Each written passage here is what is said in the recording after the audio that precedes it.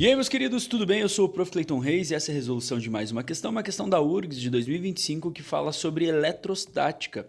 E a questão fala o seguinte: duas cargas elétricas pontiformes iguais a Q, de mesma massa M, são colocadas em um recipiente isolante hemisférico liso de raio R. Depois que o equilíbrio de forças é atingido, as cargas elétricas representadas por círculos cinzas na figura abaixo arranjam-se conforme mostrado. Então a gente tem ali, né, a figura de como fica e a questão continua.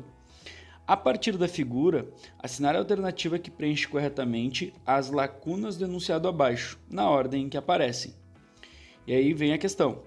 A geometria do arranjo nos permite calcular o ângulo θ como sendo dado por... E aí a questão continua ali. Em particular, para um arranjo que resultasse em um ângulo igual a 45 graus, a separação 2 L's entre as cargas elétricas seria igual a... E aí ele manda eu considerar que o G é o módulo da aceleração da gravidade e o K é a constante elétrica de Coulomb. Tá? E a gente tem ali aquelas respostas. É uma questão que, olhando assim, ela assusta um pouco, né?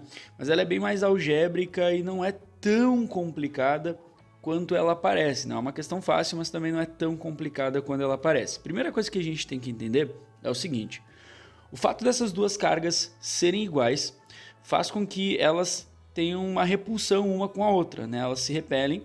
Então a gente pode dizer que essa carga está sendo repelida para esse lado com uma força elétrica e essa carga está sendo repelida para esse lado com uma força elétrica. Essas forças elétricas são iguais até porque isso é uma ação e reação, né? A carga da esquerda empurra da direita com a mesma intensidade que a da direita empurra da esquerda. Beleza.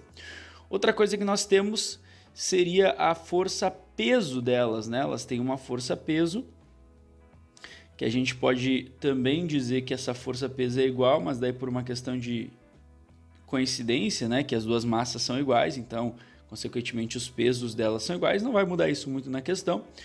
E nós temos a força normal, deixa eu botar uma cor aqui, uma outra cor. E nós temos a força normal. Lembra que a força normal é sempre perpendicular à superfície, então a força normal ela vai agir neste ângulo aqui, ó. Perpendicular à superfície, ou seja, de forma radial a esse semicírculo aí, né? Bom, então a gente teria uma coisa mais ou menos assim. O que dá pra gente entender? Se essa partícula, né, se essa dupla de partículas, elas estão paradas, né? Elas estão paradas em repouso, ali significa em equilíbrio, no caso, a questão inclusive usa esse termo, ó, equilíbrio de forças é atingido, significa que essas forças se anulam de alguma forma e que em ambos os casos ali a gente pode dizer que a força resultante é zero em cada uma dessas partículas. Logo, essas forças estão se anulando. O que a gente pode entender aí, tá? A gente pode entender que a força-peso mais a força elétrica, por exemplo, cria uma resultante que é exatamente oposta à normal. E aí, essa resultante da força elétrica e da força-peso anulam a normal. A gente pode dizer que a resultante dessas duas, ó, seria uma coisa assim, exatamente igual à normal. E aí a gente pode criar um sistema com essas três forças, né? A gente pode entender, já que a força normal ela é numericamente igual à força resultante criada por essas duas forças, peso e força elétrica, a gente pode criar um sistema mais geométrico para tentar resolver esse problema. Imaginando então um triângulo, né? Eu vou desenhar aqui do lado um pouquinho maior para vocês entenderem. O que a gente tem? A gente tem então, como eu falei, né, a força-peso, que seria algo assim, o vetor para baixo aqui. Nós temos a força elétrica, que seria esse vetor aqui, ó, para cá, analisando como se fosse essa situação aqui. E nós temos a força resultante dos dois. Aí vamos entender que a força resultante dos dois, ela vai ser algo mais ou menos assim, ó. certo? A força resultante desses dois.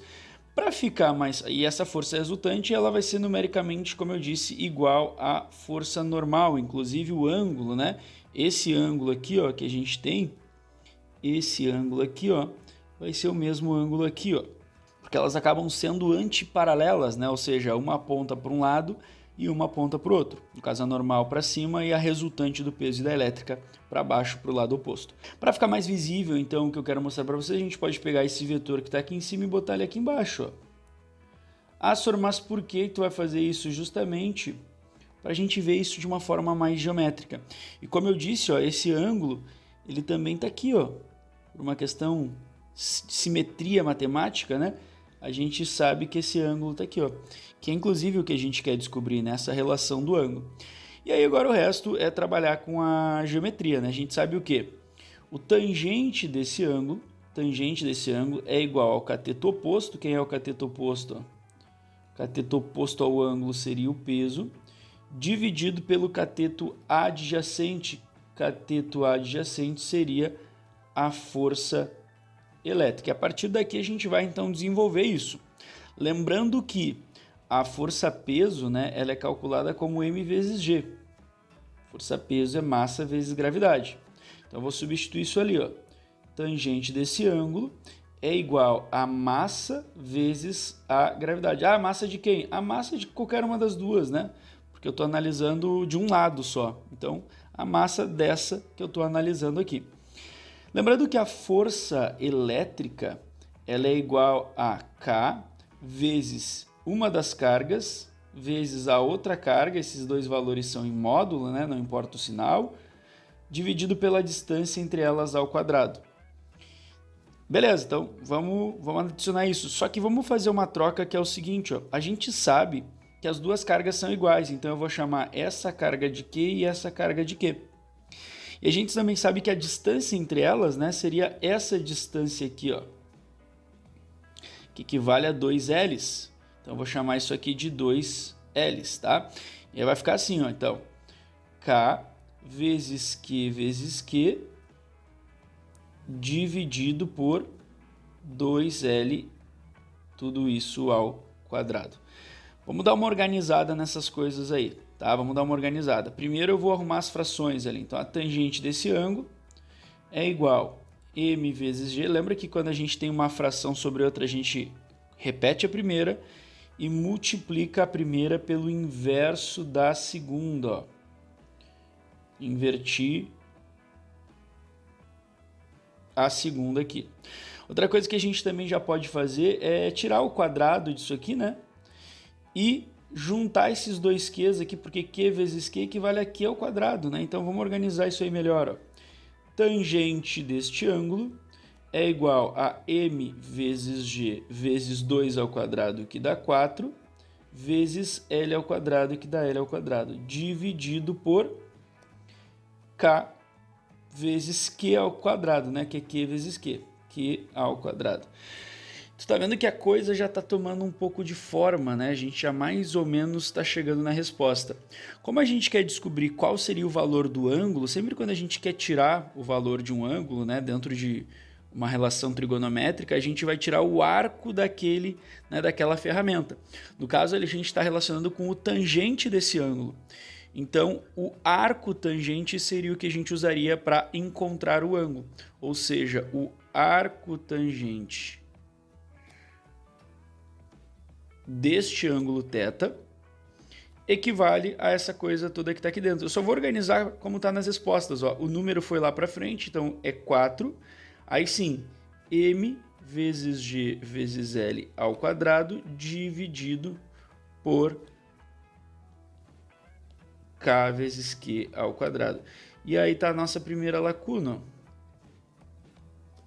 Tá aí a nossa primeira lacuna. Olhando as alternativas, o que a gente já pode tirar? Ó, alternativa A, mgl ao quadrado, kq ao quadrado, pode ficar. A alternativa B já sai fora, porque aparece um kq ao quadrado lá em cima. A alternativa C sai fora também, porque o L ao quadrado não está lá em cima. Alternativa D sai fora também, o kq ao quadrado aparece de novo. E a alternativa E fica, porque é 4 mgl ao quadrado sobre K que é ao quadrado. Tá, beleza, achamos a primeira lacuna. Agora, a segunda lacuna, o que a questão me pede, tá? Ela quer saber qual seria a relação para encontrar o 2Ls, né? Para encontrar o 2Ls, se o ângulo fosse de 45 graus. Então, o que a gente vai fazer? A gente vai pegar essa relação que a gente já tem, essa relaçãozinha que a gente já encontrou, e vai usar agora ela lá do outro lado, né? Vou botar ela aqui, vou repetir ela aqui, com o ângulo sendo de 45 graus. Vamos ver o que vai dar. Então, o tangente de 45 graus é igual a mg4L ao quadrado dividido por K vezes Q ao quadrado. E aí agora a gente vai arrumando aqui a matemática, né? Porque a gente sabe que tangente de 45 dá 1. 1 é igual a, repete tudo, né? mg4L ao quadrado dividido por K vezes Q ao quadrado. O que a gente pode fazer? Pode isolar, né? Passar todo esse negócio para o outro lado, deixar só o 4 e o L ao quadrado, já que é o que a gente, né, a relação que a gente mais ou menos quer encontrar. Então eu vou passar para o outro lado ali, ó, vai ficar K vezes Q ao quadrado dividido, né? Eles estavam dividindo, passaram para cima multiplicando. E tudo isso aqui, ó, o M e o G aqui, ó, a gente vai passar para o outro lado dividindo. Então vai ficar M vezes G. Do outro lado, sobrou o 4 e o L ao quadrado. Por que eu deixei assim? Porque agora a gente vai fazer o seguinte. A gente vai pegar e vai tirar a raiz dos dois lados. Por que a gente vai fazer isso? Porque se a gente tirar a raiz desse lado aqui, o que vai sobrar é 2L, que é a relação que a gente quer encontrar, a resposta para ela. E aí, então, tirando a raiz dos dois lados, a gente resolve esse problema, tá? O que a gente vai ter? Vou escrever aqui em cima. A raiz de K, que é o quadrado, sobre mg, na verdade, a única coisa que dá para tirar para fora dessa raiz é o Q, né? Porque ele está ao quadrado. Então, vai ficar assim, ó, Q vezes a raiz de tudo aquilo ali que estava lá dentro, ó, K mg. Esse aqui não tem como mexer. E a raiz de 4L ao quadrado, a raiz de 4 é 2 e L ao quadrado é L, ó, que é a relação que a gente quer. Então, o que dá para a gente dizer? Que 2L equivale a Q vezes a raiz de K sobre mg. No caso, na questão, eles estão representando a raiz como uma potência, né? E aí, o que a gente tem que se ligar? A gente vai reescrever isso aqui como uma potência assim, ó, Q vezes tudo aquilo ali que está dentro da raiz, tu escreve de novo, ó. E aí, a potência associada a uma raiz quadrada é 1 sobre 2, né? Então, isso significa que eles estão dentro de uma raiz. E aí, a gente olhando as alternativas, consegue perceber que isso se encaixa na resposta da alternativa E. Então, é uma questão bem longa, né? Para se fazer, ela assusta bastante ali, porque é uma questão com bastante letras e tal, mas ela é bem mais algébrica, né? O que o aluno precisava ter uma noção de soma vetorial e das forças peso e força elétrica, né? A força ali da lei de Coulomb. De resto, era uma questão muito mais matemática. Espero que vocês tenham entendido, espero que vocês tenham gostado. Muito obrigado por assistirem até aqui. Fiquem ligados aí nas próximas resoluções. Era isso, bons estudos para vocês e tchau, tchau!